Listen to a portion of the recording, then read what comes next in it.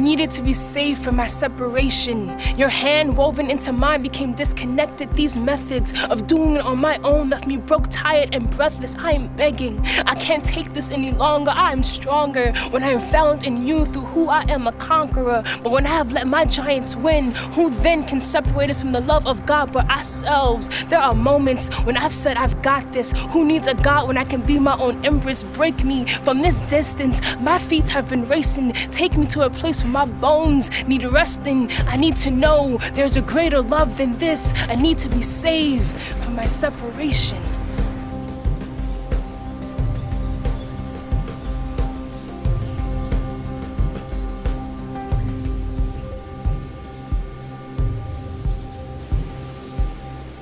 If a tear falls in the dark of the night, but there's no one there to dry it, does it ever really fall at all?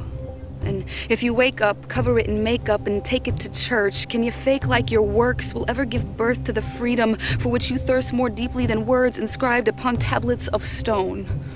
So such was my cry. If my life is to be salvaged, I need a savior that's able to look me in my eyes. No, can you look me in my heart? Tell me you see scars but aren't shaken. Look me in my eyes, and once you've washed the stain, look me in my life, look me in my shame, then say you already shouldered it.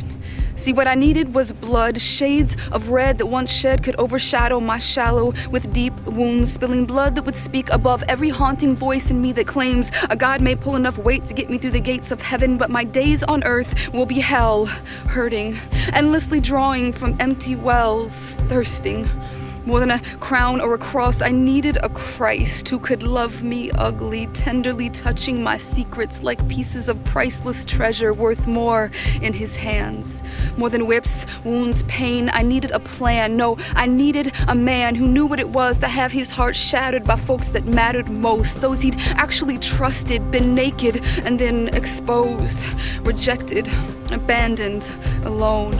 He needed to drink more than just a cup of temptation. He must taste the humiliation of loving with every piece of you and having it thrown in your face, to then be courageous enough to love again and again without start or end. That's the only kind of love that once it was done saving me from sin could also save me from myself. I would have been clean but still thirsty if he couldn't reach me, teach me to drink deep and actually receive the life of his blood, receive the life of his love. I needed to be saved from myself.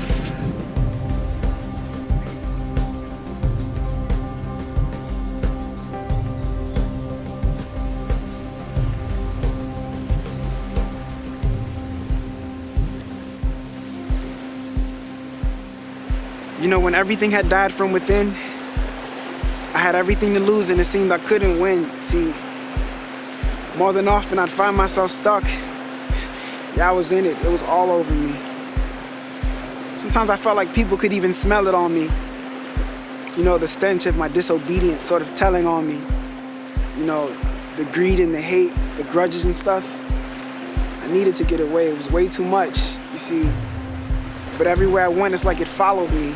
The sin, it sort of opened up and swallowed me. And I'd be drowning in the sea of hard times. I tried to swim to safety as my heart cried, but it was pouring in like somebody had broke a levee. See, I needed a savior. This was way too heavy.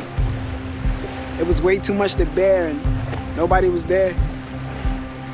I mean, in spite of my despair, it's like nobody could hear. Really, no one cared. At least enough to save the day. Until I met a man who somehow made a way. I mean, there was no way. There was him. I needed to be saved from my sin.